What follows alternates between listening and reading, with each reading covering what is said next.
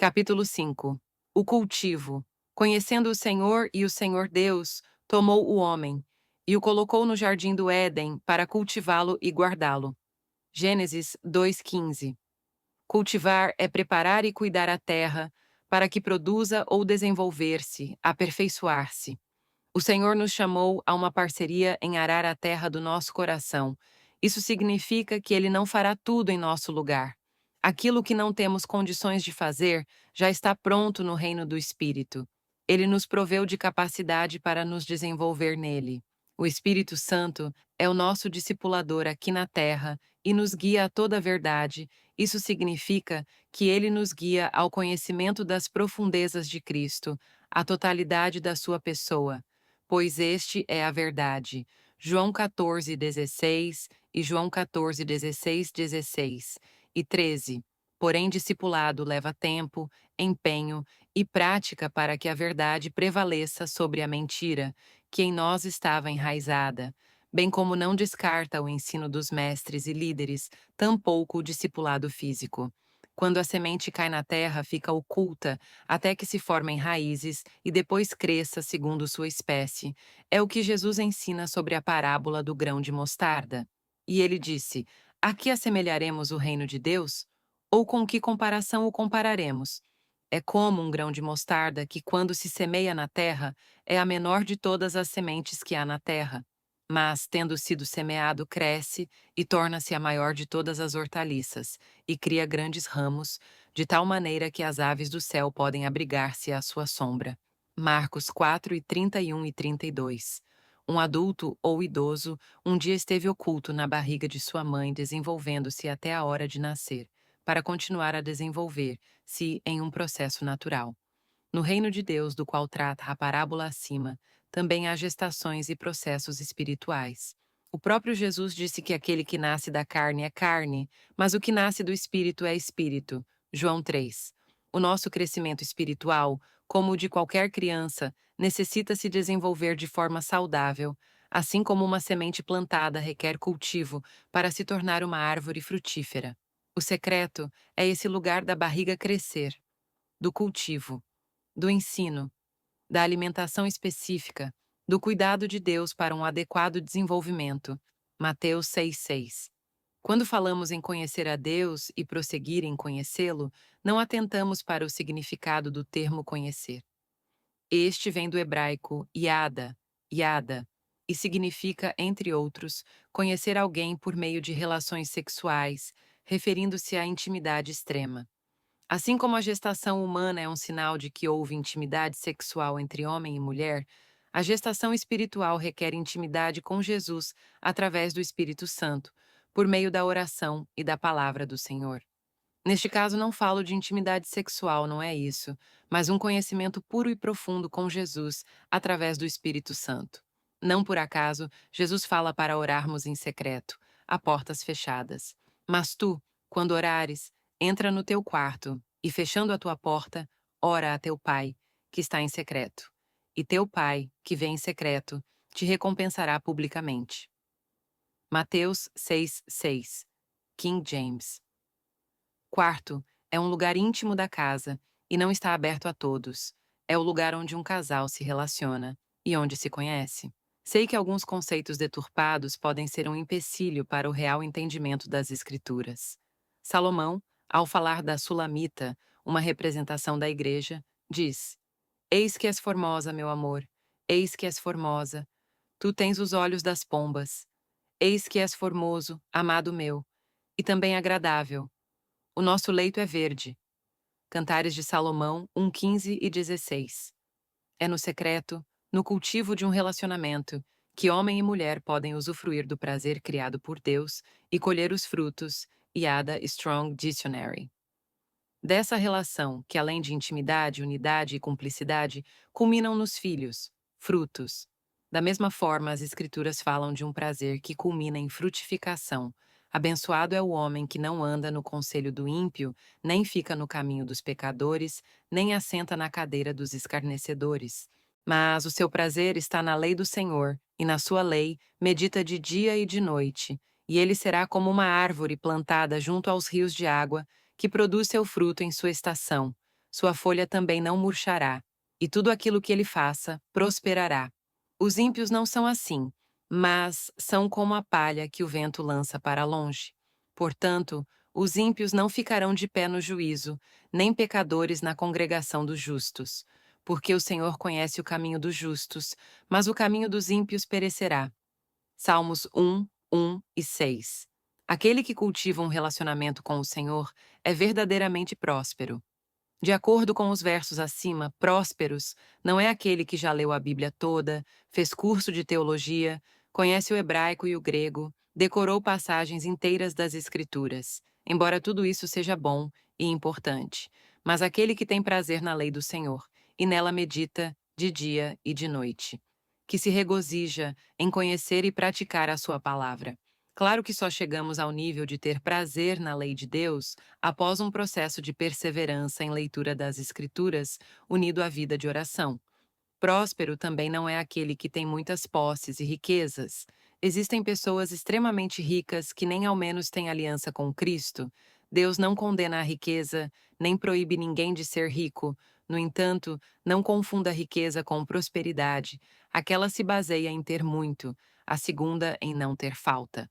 Infelizmente, uma quantidade alarmante de pessoas que frequentam as igrejas hoje não conhece a Bíblia, e o que conhece é distorcido dentro de heresias humanistas. Um estudo do Center for Bible Engagement, nos Estados Unidos, com o objetivo de saber o engajamento de leitura bíblica feito com pessoas de 8 a 80 anos de idade, mostrou o seguinte resultado: leitura de 1 a 2 vezes por semana, efeito praticamente insignificante em algumas áreas da vida. Leitura de 3 vezes por semana, um leve crescimento espiritual. Leitura de 4 ou mais vezes na semana, impacto poderoso, onde o sentimento de solidão caiu 30%, problemas com raiva, 32%, amargura em relacionamentos entre pais, filhos e cônjuges, 40%, alcoolismo, 57%, sentimento de estagnação espiritual, 60%, e em pornografia, 61%. É incrível o poder da palavra de Deus em nós. E quando chegamos ao nível do prazer em sua meditação diária, o resultado será frutificação. A palavra Éden significa prazer, e por isso mesmo o Salmos 1 afirma que aquele que tem prazer na lei do Senhor será uma árvore frutífera junto a ribeiros de águas, uma clara referência ao jardim de Deus, é quando o céu desce à nossa terra. O Pai nos chama para cultivar e guardar o Éden que ele plantou dentro de nós. Raízes profundas. Eu serei como o orvalho para Israel. Ele crescerá como o lírio e lançará as suas raízes como o Líbano. Oséias 14:5. O justo florescerá como a palmeira. Ele crescerá como o cedro no Líbano. Aqueles que estão plantados na casa do Senhor florescerão nos átrios do nosso Deus. Eles gerarão frutos na velhice, serão gordos e prósperos. Salmos 92, 12 ao 14. O lírio é uma flor belíssima que, para crescer satisfatoriamente, é preciso que não se exponha diretamente ao sol, mas que parte do dia esteja na sombra. Nós descansamos à sombra do Onipotente. Salmos 91. Isso fala de um lugar seguro para se desenvolver, livre de qualquer ameaça externa. O cedro do Líbano, por sua vez, é uma árvore majestosa de crescimento externo, lento, e crescimento interno, homem interior, extraordinário. Nos primeiros anos cresce cerca de míseros 5 centímetros apenas, enquanto suas raízes 1,5 metros no mesmo período. Estas bebem das águas do lençol freático e, ao encontrar pedras, enrolam-se nas mesmas sem parar de crescer. O cedro chega a grandes alturas e, após 40 anos, é que inicia a produção de sementes. Assim, Deus quer nos fazer crescer primeiramente para baixo, internamente, onde não é visível, trabalhar a nossa alma acostumada com um padrão caído e, consequentemente, transformar nossas atitudes. Apesar de interagir com o Espírito Santo e fazer a nossa parte, não devemos confiar em nós mesmos, tampouco em nossas habilidades, mas unicamente em quem Cristo é. Talvez seja difícil, uma vez que, ao olharmos para nós mesmos, só vemos terra estéril, mas o profeta Isaías diz a esse respeito: canta alegremente, ó estéril, que não deste à luz, rompe em cântico e exclama com alegria: Tu que não tiveste dores de parto, porque mais são os filhos da mulher solitária do que os filhos da casada, diz o Senhor. Amplia o lugar da tua tenda, e estendam-se as cortinas das tuas habitações. Não o impeças, alonga as tuas cordas, e fixa bem as tuas estacas, porque transbordarás para a direita e para a esquerda, e a tua descendência possuirá os gentios, e fará que sejam habitadas as cidades assoladas. Isaías 54, versículo 1 ao 3. Ainda que a esterilidade provoque tristeza, o profeta convida a mulher estéril a cantar alegremente, a apoiar-se na palavra do Senhor. No entanto, mesmo com promessa, ela não ficará inerte. É necessário que as estacas estejam firmadas profundamente, isso diz respeito à base, para que a estrutura suporte. As estacas ficam, em sua maior parte, escondidas debaixo da terra, e se não firmadas o vento forte, as chuvas comprometem a colheita dos frutos. Filhos. As estacas devem ser profundas para dar estabilidade, assim como uma casa, que necessita de um alicerce firme, na rocha, para segurar toda a construção exposta. O nosso homem interior, alma, precisa ser edificado, e isso leva tempo, dedicação, devoção a Deus, a Sua palavra e comunhão com o Espírito Santo no secreto, até que a árvore cresça, faça sombra e dê frutos. Ei, isso deve ser feito no tempo da esterilidade. A árvore morta. Um dia veio uma frase à minha mente da parte do Espírito Santo: a face mais bela da morte é a vida que ela gera. No momento eu estava em meio à preparação de uma mensagem para a amada igreja, Céus Abertos, Iturama, Minas Gerais, onde eu congregava, e o tema era a cruz de Cristo. Talvez seja difícil imaginar algo de bom ou belo na morte, mas se levarmos em conta os ensinamentos de Jesus, foi por causa de sua morte que hoje podemos ter a esperança da vida eterna.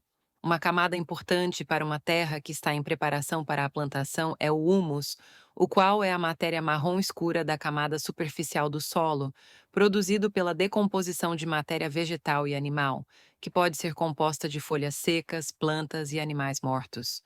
O humus é essencial para o desenvolvimento da plantação e é vital para a mera fertilidade do solo. É extremamente curiosa a lógica paradoxal de que a morte é um ingrediente poderoso para gerar vida. Foi o que Cristo disse ao falar da plantação do trigo. Na verdade, na verdade eu vos digo: se o grão de trigo caindo na terra não morrer, permanece só, mas se morrer, dá muito fruto. João 12 e 24. Após chamar o homem para ir até ele, Jesus diz: Se algum homem quiser vir após mim, negue-se a si mesmo, e diariamente tome a sua cruz, e siga-me. Lucas 9:23, King James. A morte de cruz estava entre as mais cruéis já criadas. Foi aperfeiçoada pelos romanos, que a utilizavam em casos de crimes, rebeliões contra o império, na condenação de escravos e etc. E tinha um objetivo claro de inibir crimes e revoluções futuras. O condenado deveria carregar publicamente a parte de cima da cruz até o local de execução da pena, ou seja, era impossível não saber que aquele indivíduo foi condenado à morte. Jesus tomou o caminho de cruz muito antes de estar com o madeiro em suas costas, a caminho do Gólgota. Um momento crucial nessa caminhada foi quando ele disse: Se é possível, passe de mim este cálice. Todavia, não seja como eu quero, mas como tu queres. Mateus 26, 36. Aquele que fosse condenado à morte de cruz poderia ser ainda simplesmente pregado ou amarrado a uma árvore, ou qualquer pedaço de madeira. Assisti a um filme anos atrás, Milagres no Paraíso, que conta a história real de uma menina com uma grave doença intestinal incurável, que após voltar para casa sem esperanças de se recuperar e apenas esperando o momento de sua morte, sobe em uma árvore que havia em frente à sua casa. Era uma árvore imensa e já estava morta, oca, quando por acidente a menina cai de cabeça dentro da árvore, a uma altura de mais de 10 metros. Enquanto estava dentro da árvore, aquela criança faleceu, teve uma experiência com Jesus e foi curada. A morte foi a salvação para aquela garotinha. Esse caso ilustra muito bem a vida cristã e a passagem bíblica de Paulo, quando diz: Estou crucificado com Cristo. Não obstante, eu vivo. Porém, não eu, mas Cristo vive em mim. E a vida que agora vivo na carne, vivo-a pela fé do Filho de Deus, que me amou e entregou-se a si mesmo por mim. Gálatas 2:20. A vida ao receber sua esposa. Adão a chamou de varoa, que significa cada um, no sentido de ser parte de um todo, já que ela foi formada do corpo do homem, mas a ordem é que eles se tornassem uma só carne, pelo relacionamento. No entanto, a completude deles não estava neste ato, mas em Deus. Após pecarem, Adão muda o nome de sua esposa para Eva, que significa vida, por ser a mãe da humanidade. No entanto, a vida que Eva e suas filhas geraram dali em diante é limitada, desconectadas da eternidade contida no fruto de Deus, rejeitado pelo primeiro casal. A Bíblia relata que a sabedoria é a árvore da vida para os que a seguram, e bem-aventurados são todos os que a retêm. Provérbios 3:18. Veja bem, não basta ter sabedoria, é preciso retê-la.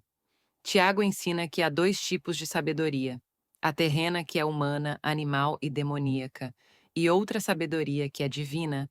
Esta não é adquirida pelo muito estudo, mas vem de Deus. Tiago 3:15. A sabedoria demoníaca foi apresentada a Eva, que, juntamente com seu esposo, escolheu o caminho da tolice, rejeitando a sabedoria divina, árvore de vida, que repousa na obediência a Deus.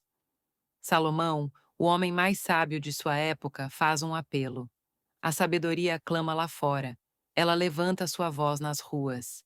Ela clama no principal lugar da multidão, nas entradas dos portões, e na cidade ela clama suas palavras, dizendo: Por quanto tempo, ó simples, amareis a simplicidade? E os escarnecedores se deleitarão no seu escárnio, e os tolos odiarão o conhecimento? Atentai para a da minha repreensão. Eis que derramarei meu espírito sobre vós, e vos farei conhecer as minhas palavras. Provérbios 1:20 ao 23. King James. Porque a sabedoria grita pelas cidades e estradas, porque a humanidade a desprezou no jardim do Éden e escolheu a morte. Ao segurar ou reter a sabedoria, a árvore frutifica em discernimento, nos assegurando o caminho aonde devemos andar. Salomão não reteve a sabedoria que Deus lhe deu. O homem mais sábio que existiu teve seu coração pervertido pela idolatria. Jesus Cristo é a sabedoria de Deus. 1 Coríntios 1:24. E nos mostrou, quando andou aqui na terra, que retemos a sabedoria do alto, através da fidelidade. Gálatas 5:22 e 23. A fidelidade, sem dúvida, é produzida no corpo de Cristo pelo Espírito Santo, para que a idolatria não encontre guarida em nosso coração. Ela nos ajudará a perseverar em amar a Deus até o fim. Sê fiel até a morte, e eu te darei a coroa da vida. Apocalipse 2:10, King James. Por isso, os provérbios ainda advertem. O principal é a sabedoria. Adquire sabedoria, e sobre todas as tuas posses adquire entendimento. Provérbios 4:7, Peshita. Embora a mulher não tenha escolhido a sabedoria no jardim, influenciando também a Adão, Deus a inclui no propósito de redenção da humanidade através da maternidade, pois a promessa diz que da semente da mulher nasceria aquele que pisaria a cabeça da serpente. Gênesis 3. Trazendo de volta a filha errante. Maria, mãe de Jesus, era uma adolescente comum de Nazaré, quando recebeu a visita do anjo Gabriel. Passou por todas as fases que uma pessoa média passa no contexto e região em que vivia. Ao mesmo tempo, não podemos afirmar que ela foi comum, ou pelo menos até receber Jesus em seu ventre. Ela viveu a experiência única e sobrenatural que marcaria não somente sua vida, mas a história da humanidade. Os estudiosos dizem que Maria deveria ter aproximadamente 15 anos quando recebeu a semente divina em seu ventre, o que particularmente creio ter a ver com a fase de Eva quando escolheu comer do fruto proibido, ainda que não esteja explícito nas Escrituras. Muitas pessoas tentam explicar e indicar as qualidades de Maria para que Deus a escolhesse para trazer o Salvador ao mundo, mas a própria Escritura nos responde.